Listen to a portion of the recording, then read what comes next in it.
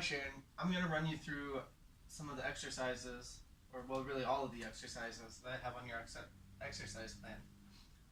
I'm not going to do as many reps or sets as I'm recommending that you do. I just want to give you an idea of how to do them. So to start with, we have a yoga flow that starts in cow.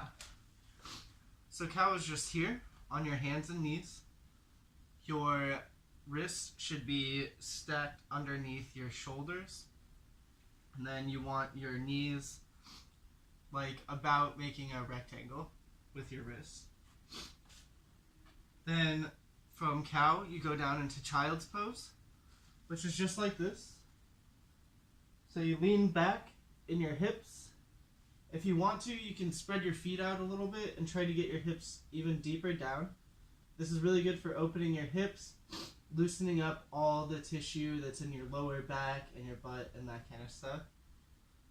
Then from child's pose, you're going to go up into cobra, right like this. So just think of it like a cobra. You want to try to sink your hips down just to wherever it'll go comfortably and push your chest and your chin up. Then from cobra pose, you're going to go into down dog, which means you push yourself up onto your feet. So I'm resting on my hands and feet here, and I'm kind of like in a triangle shape. And then once you're in this position, you can shift on either foot. You can shift your hips side to side. Anything that's going to help you loosen up your body. And you want to make sure that through all of this, you're inhaling as you transition between positions. So, and exhale as you stretch into the position. So that yoga flow is repeated 3 times, and you want to hold each position, I would say somewhere between like 8 and 15 seconds. You can go a little longer. I would not go shorter because you do want to get a good deep stretch out of these.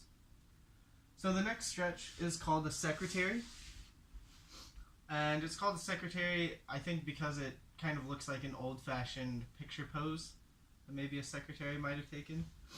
So you take one leg and you can either figure 4 it against your leg or just stick it straight out. Sticking it straight out will probably be a little bit easier for you.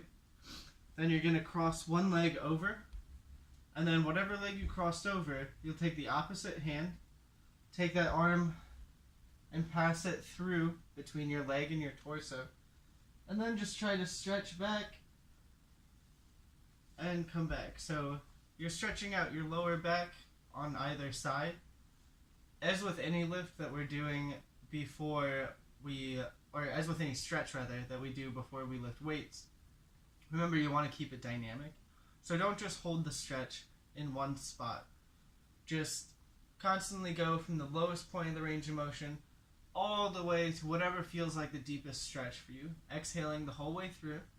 And then once you feel that deepest part, you can just come back to a neutral position. You just want to hit it slightly. And you'll do a few sets of these so that you gradually increase that range of motion. The next thing we've got on here is flexi band shoulder rolls. I don't have a flexi band, but I do have a scarf right here. So I'll use this to show you. You would take your little flexi band, roll it up good. And then for the shoulder rolls, you're really just rolling your shoulders back, rolling your shoulders forward. I try to keep my core tight and my butt flexed nice and hard when I do this, so that I'm just focusing on the shoulders and not rolling around. Another thing I'll do is kind of go almost hyperextend isn't the right word, but once I roll them forward, I'll just roll them so far forward that they go back a bit, roll them back, so far back they go forward a bit, and the band sort of wraps around my wrist, or wraps around my waist just slightly. Next up on the list is the flexi band crossover toe touches. So I'll take my scarf again. And for this one, you might not roll it up too much because a lot of the space is going to be taken up across your back. But you're just going to take your right hand, stretch the flexi band out, touch down to your left foot. Same deal over here, left hand all the way over to your right foot. I don't expect you to necessarily touch your toes, but that's the direction that you'll be aiming. And you want to keep it pretty high pace. Don't be too slow with this one.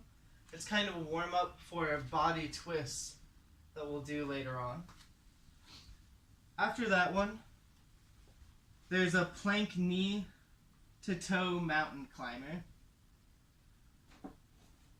So for this, you are just going to start on your belly, and what you're going to try to do is go knee, toe, and then back. And you can go toe, knee too. The idea here is just that it's a modified mountain climber that's going to be a little bit easier since you can't get quite up into your plank yet. So I'll turn around just to make it a little more apparent. Remember, this is the plank knee to toe mountain climbers. So I'm on my elbows. I'm just taking one leg up slightly, the other leg up into basically a crouching cow-like position, then back down. I'm going to go up first with the other side, back down,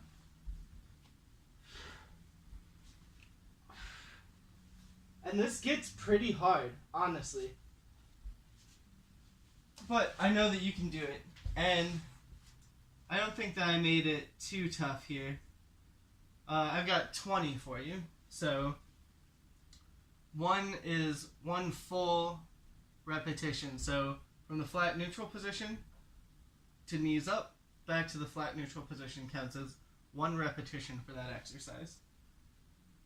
Then knee to chest oblique crunches.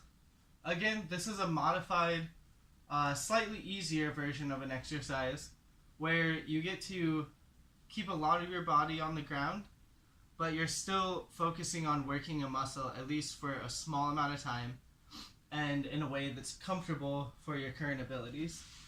So rather than a full crunch, what you'll do is bring your knee to your elbow as you do an oblique crunch.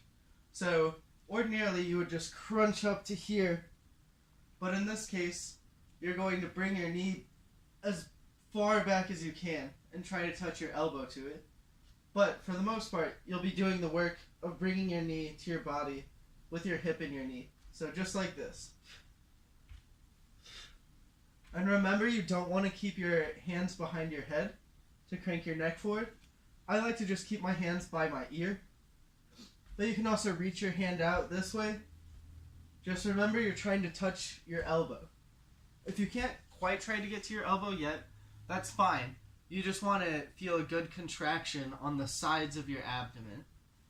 You are, though, working towards touching your elbow to your knee. We want that level of strength and flexibility. And it might take a little time to get there, but just keep working towards it. After those crunches is a flexi band leg raise. So we did this one during your fitness orientation. The only difference with this is rather than just getting a deep stretch, you're going to pretty consistently keep cranking out the reps. So on this one, I tell you to do 8 of these, and what I want you to do is do 8 on either side. So you'll start at the bottom of the range of motion, then pull back, pull back, pull back. You'll do 8 of those on that side, and then you'll switch feet, pull back, etc. 8 repetitions on the right side. So from there, we switch to body weight lifts and some dumbbell lifts as well. So the first thing is straight leg raises. this is basically what we just did. The only difference is you aren't using the flexi band to take you a little bit past your natural range of motion. So you're just going to lift the leg up. And you can alternate these if you prefer. But the best way to do this exercise is to repeatedly raise the same leg, because you don't want to be giving it any break. You want it constantly time under tension. And so, one thing that helps is to point your toe. That'll help get a better flex. And another thing that's important to keep in mind is keeping that full range of motion. So I don't want to see leg lifts that are just like this, or leg lifts that are just like this. You want all the way down here, all the way up here. After those leg lifts, we've got straight knee raises. So these are super straightforward. It's basically just like you are marching in place. It might be a little bit tough to stand on one foot. If you want something to stabilize yourself, that's fine. But I would work really hard on getting to a point where you don't need anything to stabilize you. So even if it's a little scary, I'd recommend that you try to start at that point. You should be able to do it. So this is all it is, just one knee up. And again, you can alternate, or you can work on the same side. You just want to make sure that you do the same amount of reps on either side. And in order to make this happen, you really want to stack your weight over the foot that's going to stay down. And just very lightly control the foot that's going up and down. After those, I've got side leg raise. I call them half squats for you, because I know your range of motion on a squat isn't a whole bunch. We're going to work on that, obviously, but for now I want to keep you safe. So when I say a half squat, I really only mean about this much. So all I'm doing there, I'm still engaging my core like I would with any squat, and then I'm just bending at the knees slightly. So I'm just dropping my hips a little bit back behind me. I'm not going all the way down, not going to the floor or even parallel, just a slight pop out. So for these side leg raise half squats, you're going to do a little squat, raise the leg. Squat, raise the leg. And again, get a feel for what's comfortable for you, but I do want you to push yourself. So while this, with a little foot up there, a little foot up there, might be okay to start with, I want you to really go for that almost sumo wrestlery leg lift. So I'm going to do a full range of motion for myself. I go squat, up, squat, up, squat, up, squat, up. And again, yours can be a lot shallower than that, especially for now. But do try to challenge yourself. You don't want this to be just a small waddle. You're really trying to work the muscles in the leg that's stuck to the ground. After that, you've got standing dumbbell bent over rows. So these will work your back, especially up in this region. To do a good row, it's a lot of the same principles as a good squat. So you want to keep your chin level to the ground, your shoulders, blades retracted slightly, and your core nice and tight. So what that gives you is what I call a neutral spine. So my spine is sloping naturally this way. You want to avoid having your spine rolled like this. So as I go down and row, if my chin is dropped, my back is rolled. But suddenly if I bring my chin up level with the ground, look at that. My back has a nice curve to it. So for the row, you're just going to take your dumbbells, try to keep your elbows close to your sides, and row it up to about your rib cage, I would say.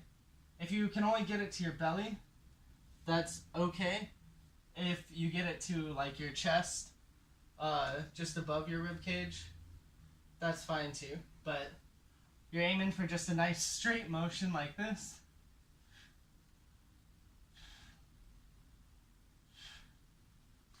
And for that, I've got 40 reps for you. It might seem like a lot, but I want you to pick a weight that you can do 40 reps with.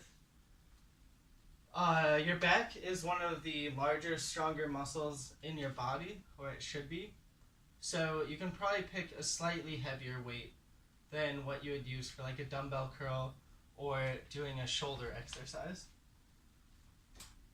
Speaking of shoulder exercises, the next thing on the list here is the dumbbell shoulder press. So shoulder press is very straightforward. The camera might cut it off here a bit, so I'll step back. So this is the one where you can take a flexi band and wrap it around your ankles if you like and stretch it out to get your hip adductors working, those stabilizing muscles. But all you gotta do is stick the dumbbells right above your shoulders like this, and you're pushing up, pretty much straight up. If you look at yourself in the mirror, it'll kind of form like an A shape, but the actual motion, mechanical motion that I'm making in my body is just pushing this straight up as I can, and it happens to come in slightly with the weight. After those, it's kettlebell deadlift dips, and this is going to require a little bit of squatting. So again, I want you to just squat to wherever you're comfortable. So I don't have a kettlebell, but I'm going to use a dumbbell to mimic it. The kettlebells are those weights in the gym that have like a little handle above them and then a ball for the weight, or like a sphere for the weight below. With a dumbbell like this, you can call this a goblet squat or a goblet deadlift. But I'm going to do it with the full range of motion. I'm coming down here, lifting this up. You might only be able to bend halfway or bend just at the knees. Given that limitation, what I want you to really focus on though is not dropping your chin when you do it. Keep your chin up. Even if you bend just halfway, keep that chin up, and then you're going to lift it up. Just like this. And notice that my knees are straightening, but it's not very hard. I'm not hyperextending my knees or anything like that. It's just a very slight movement, something very, very natural. There's a basic ability to pick something up like that. And you'll see that says times 8 by 2, so I want you to do 2 sets of 8. I want to keep it pretty mild for you, so you don't get wobbly or anything like that. The next thing is shoulder shrugs. So you can do these with dumbbells or kettlebells that are the same weights. And a shoulder shrug is just like it sounds like. You're going to hold the weight and you're going to shrug your shoulders up. Now this exercise recruits a lot of muscles in your upper back. So once again, you can probably lift quite a bit heavier on this than you could on your shoulder presses.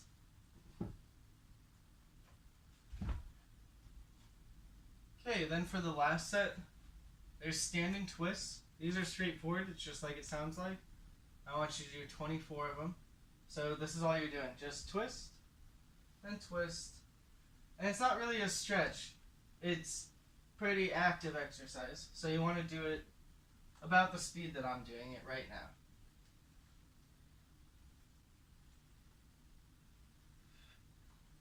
And sometimes I'll kind of lift my foot up to where I'm almost like swinging a golf club. Comes up just slightly. That's like a natural motion while you twist. On this and a lot of our other compound exercises, I don't want you to get too stiff or rigid or only think about the main muscle that's being worked. So like in this case, we're working this back part of your obliques. What I do want you to think about is what makes this motion feel natural. Some of these might feel awkward at first, but all of them are really natural movements for the human body. So as you go this way, what should happen Well, one thing is the shoulder is turning behind me. This shoulder is sort of squeezing my pec inward. Gonna get that foot pop. Over here, I can kind of feel my whole posterior chain flexing. So not only this muscle, but maybe all the way down to here. So just pay attention to that kind of stuff and really think about the fact that these are whole body movements. So there's supposed to be some benefit for every part of your body, and then your just general functional mechanical well-being. After the standing twist, there's another side standing leg raise squat. So yeah, so it's the same as before. So it's just that mild squat, one leg up, mild squat, one leg up. After that, dumbbell side or lateral raises. So these are another shoulder exercise. You're going to want to go pretty light on this.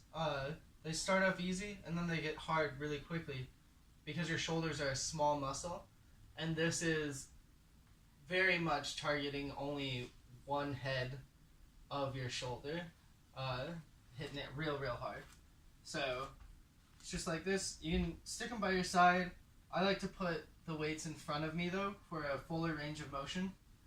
Then you just raise it up like this. Important things: keep your chin level with the ground, and make sure that as the weight comes up, you don't let it come back like this. That's not of much use to you. So I always try to think of myself being a bartender, and I have a pitcher full of beer right here, and I have a big bar in front of me. Lots of people want it, so I raise it up and pour the beer. Raise it up and pour it. And that'll really help you flex the muscle properly, the way that you need to, having that visual in your head.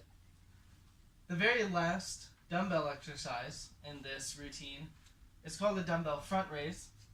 And so you've got 3 heads to your shoulder.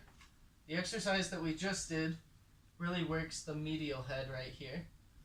But these front raises are going to work the anterior head, which is like the front head. So for a front raise, you're going to alternate which arm you're using. So with all other shoulder exercises, we worked them both at once.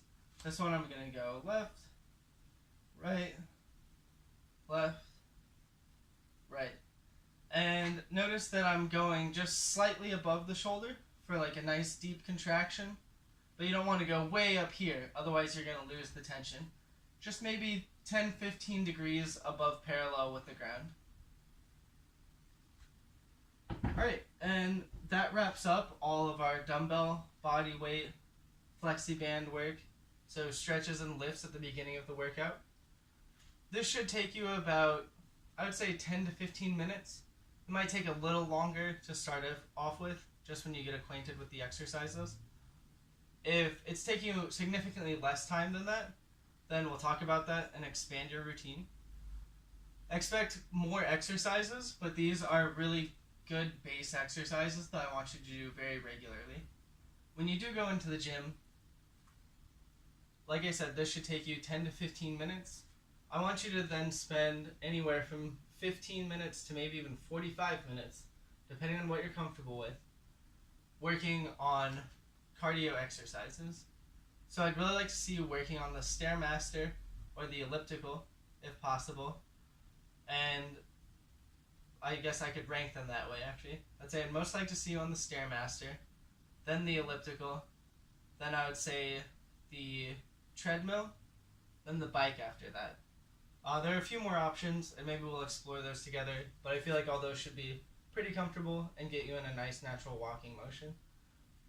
If you prefer to go walk around the block or some other nice campus that you like to walk at, that's fine too.